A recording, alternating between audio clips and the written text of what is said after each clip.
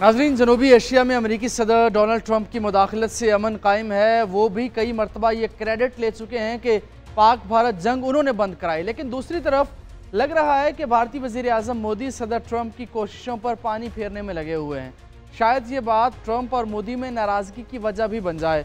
मोदी हुकूमत अब अपने सियासी जवाल को छुपाने के लिए झूठे बयानिए का सहारा ले रही है, मगर सच्चाई छुप नहीं सकती और भारतीय वज़ीर आज़म की सियासत अपने इख्तितामी मरहले में दाखिल हो चुकी है।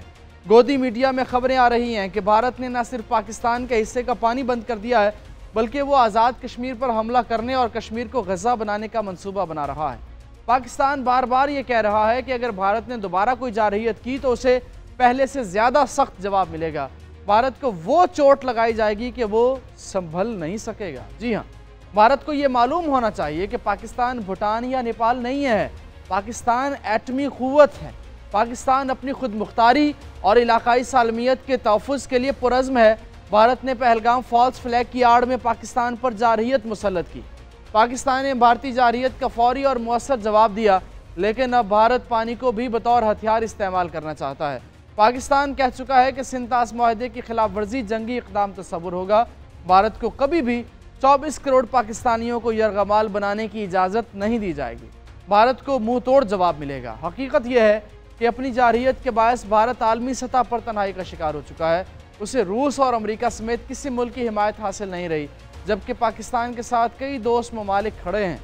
शंघाई ताउन तंजीम के हालिया इजलास में भारत की झूठी तशहीर और गुमराहकुन मौक़िफ़ को किसी भी मुल्क ने तस्लीम नहीं किया, जबकि पाकिस्तान का मौक़िफ़ आलमी सतह पर सराहा गया। इजलास में किसी मुल्क को दूसरे की तकरीर पर तनकीद करने या जवाबी मौक़िफ़ पेश करने की इजाज़त नहीं दी गई, जिसके बायस भारतीय वज़ीर दिफ़ा को मौका नहीं मिला कि वो पाकिस्तान के मौक़िफ़ को चैलेंज कर सकें।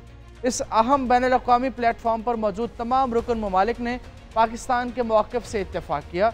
भारत अपनी रिवायत के मुताबिक झूठ पर मबनी बयानियाँ लेकर आया था, मगर वो काबिल कबूल नहीं रहा।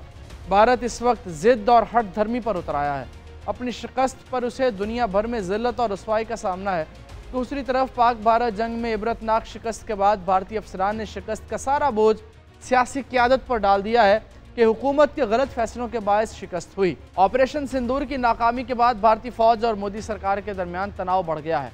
इंडोनेशिया में India Pakistan air battle seminar के दौरान भारतीय अताशी नेवी अफसर कैप्टन शिव कुमार ने भी भारतीय तैयारों के नुकसान का एतराफ़ कर लिया। उन्होंने कहा कि पाकिस्तान के खिलाफ कार्रवाई में भारतीय फ़ज़ाइया को तैयारों के नुकसान का सामना करना पड़ा। भारतीय फ़ौज खुद मुख्तार नहीं बल्कि सियासी अहकामात की पाबंद है। हुकूमत जो कहे वही करना पड़ता है। मोदी हुकूमत की सियासी मुदाखलत के बायस भारतीय फ़ज़ाइया की कारकर्दगी मुतासर हुई। भारतीय जहाज़ों की तबाही का एतराफ़ करने पर कांग्रेस के रहनुमा भी मोदी को सख्त तनकीद का निशाना बना रहे हैं।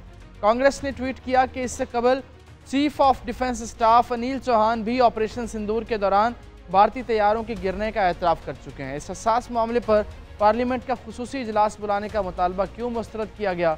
भारतीय अपोजिशन जमातें आज भी ये मुतालबा कर रही हैं कि उन्हें हक़ाइक़ से आगाह किया जाए। पाकिस्तान ने भारत के कितने जहाज़ गिराए और किन फ़ौजी तनसीबात को नुकसान पहुँचाया?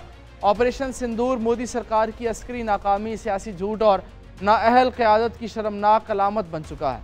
मोदी सरकार मैदान जंग में नहीं बल्कि सिर्फ गोदी मीडिया पर बयानिए की जंग लड़ रही है।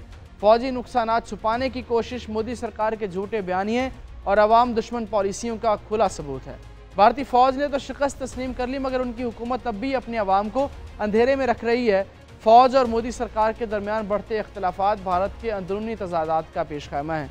मोदी के बाद भारत में दूसरी बड़ा पाकिस्तान और इस्लाम दुश्मन शख्स वज़ीर दाखिला अमित शाह है। वो भी किसी न किसी बहाने पाकिस्तान को धमकियाँ देता रहता है। अब बढ़के मार रहा है कि भारत पाकिस्तान के साथ सिंतास मुआहदा कभी बहाल नहीं करेगा और पाकिस्तान जाने वाला पानी एक नहर बनाकर राजस्थान ले जाएंगे।